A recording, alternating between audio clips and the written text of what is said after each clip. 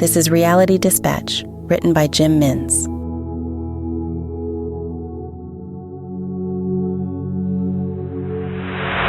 It was the appeal of an empty gym that led to his nightly decision to attend for a jogging session on the treadmills at 11:45 each night.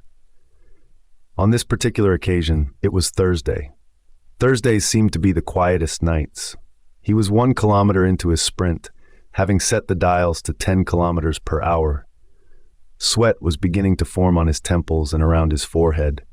He relished the high, especially experiencing it in the vastness of the arena that would be loaded with bodies at any given daylight hour. He risked headaches due to sore bones and lack of sleep to experience the high that this sensation gave him. The first stranger walked into the card-activated club at 11:53 and proceeded straight to the bathroom. He was clad in jeans, a dark t-shirt, and a sports coat. No bag, nothing to indicate he was going to change into attire that would befit a gym experience. Kevin didn't think it was entirely unusual for characters to use the facilities at these times, although the experience was rare. At 11:54, another acquaintance entered with a membership card, igniting the scanners on the front entrance to gain access. He too was dressed inappropriately for a workout. No change of clothes, no bag, no water bottle, no towel. He proceeded to the bathroom stalls and knocked 8 times on the one locked stall. The latch opened, and the mysterious man joined his partner inside to lock the door.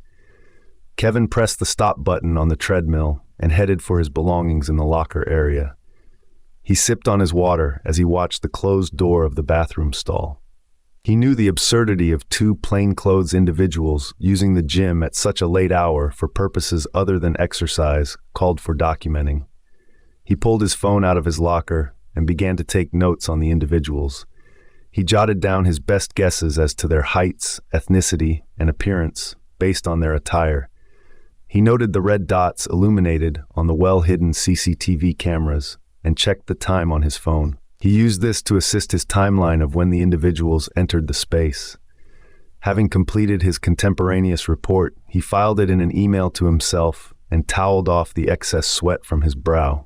He made time of the essence, reloading the self-sent email and copying the text, racing his thumbs over the phone to the gym's public-facing portal, and submitting the report in the complaints tab. He looked around the vastness of the gym and wondered whether he should continue his workout. He was unnerved by their presence and wanted to continue on the treadmill, feeling his run was not completed properly. But he was wary of being in the eye of the storm that would be the response from the nefarious brothers if they were indeed engaged in illegal activity, and here he was, bearing witness. Nah, he said to himself. He had seen this movie before. Loose ends tend to be tied up, and he was not someone who would allow lowlifes to dictate his existence on this planet. He just wanted somewhere to exercise. He didn't want to be a statistic in a crime committed against his name. He grabbed his keys, his second towel, and his spare set of sneakers, and made the decision to run for the door to his car, which was parked in the first available spot adjacent to the gym entrance.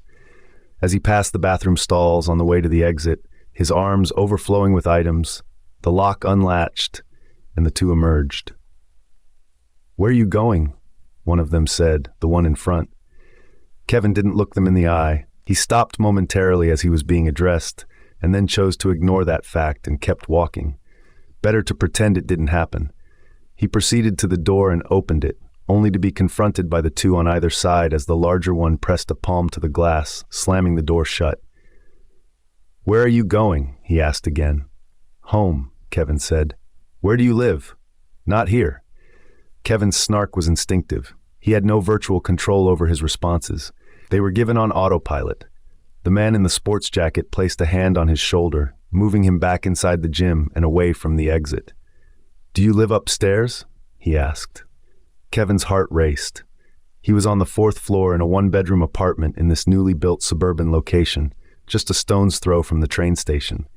The gymnasium downstairs had been a draw for his decision to pay the excessive rent. Only now did he see it as a detriment.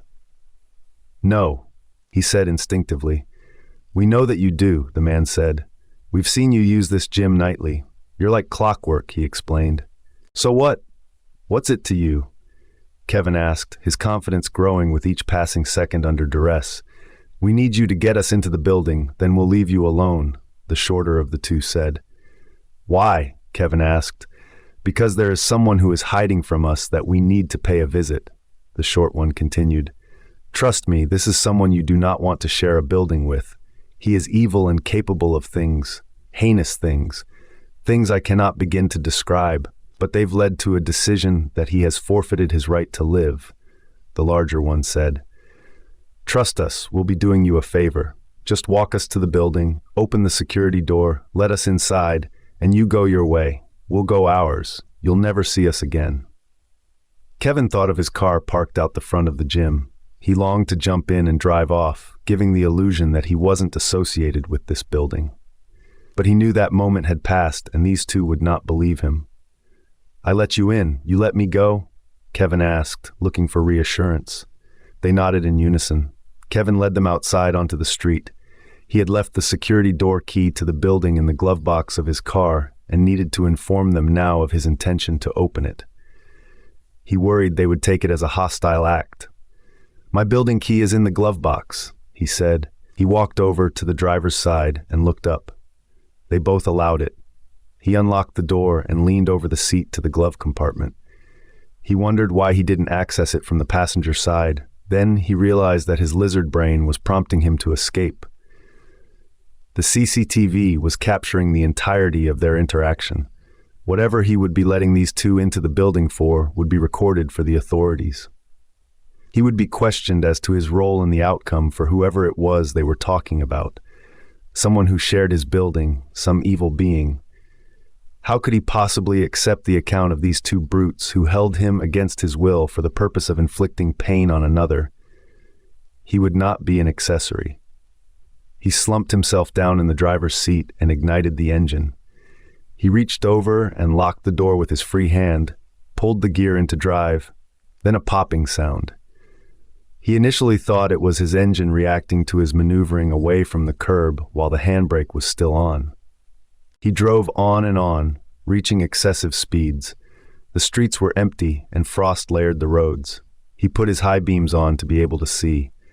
The wind blew through the back window, and he looked for the button that would seal it up. Realizing that such a button didn't exist and that the back window was unable to be rolled down, he saw it had been caved in from force. His back was wet, a sweat that wouldn't dry, a thick sweat. He held a free hand to his shoulder and stained his palm in the substance. Dark red blood. The brutes had shot at his car while he drove away. His window had caved in and it looked like they had pierced his flesh. He thought of his next destination, the hospital. He swerved onto the nearby motorway and decided which of the two in his vicinity he should appear at. That's when the sting in the back of his skull made its presence known. He reached behind and felt the incision of the bullet hole where the blood was pouring out like a funnel from a tap. He was beginning to lose feeling below the shoulders, and his eyesight was going dark. He thought of the hospital, and then his thoughts turned to his pillow, which was not there but seemed ever so appealing in that moment. He didn't realize his vision had gone dark, but his eyes were still open. He was no longer driving the car, but taken to a place of bliss. He left the world behind without so much as a backward glance and embraced the warmth that emerged from the darkness.